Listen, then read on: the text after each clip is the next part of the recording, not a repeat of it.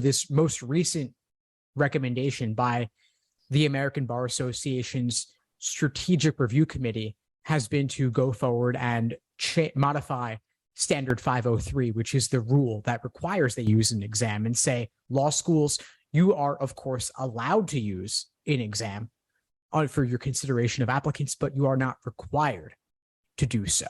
So this is the idea. It's been proposed. It has not yet been enacted. There is a period of consideration where people can submit comments and then they will review those comments. But my guess is that it's going to go through.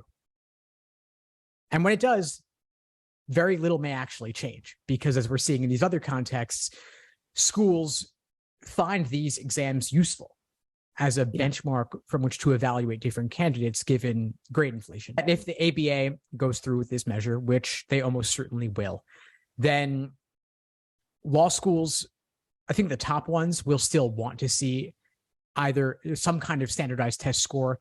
They will probably prefer the LSAT. They will give it more weight. It's a more competitive pool of people taking the LSAT, and the GRE is taken by so many different people that a top score on the GRE isn't necessarily meaningful or relevant to law school specifically. And the LSAT is still a way to distinguish oneself as a law school specific applicant, rather than I'm just looking to go wherever I get in for any kind of program. So I do think they will want to see some kind of exam. The LSAT has already, however, lost its monopoly. At least over 80 schools take the GRE.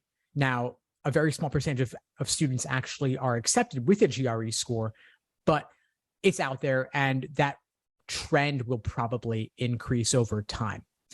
So I do see that I do expect the top schools will require some kind of exam score, but the lower tier ones that aren't really as concerned with how their students are going to do on the bar, as long as they achieve above a certain bar passage rate, they may go totally optional. So let's say that tests are no longer required.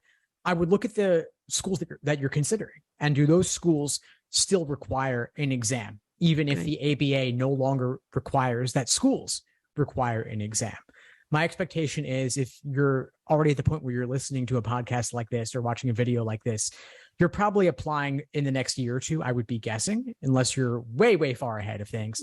Right. If you're in middle school, things may change by then. But assuming that you're applying in the next couple of years, the law schools to which you're applying will probably still require an exam like the LSAT. Some might also require the GRE. So chances are, for the next couple of years, you're going to want to take the LSAT if you're reasonably certain that law school is the path for you.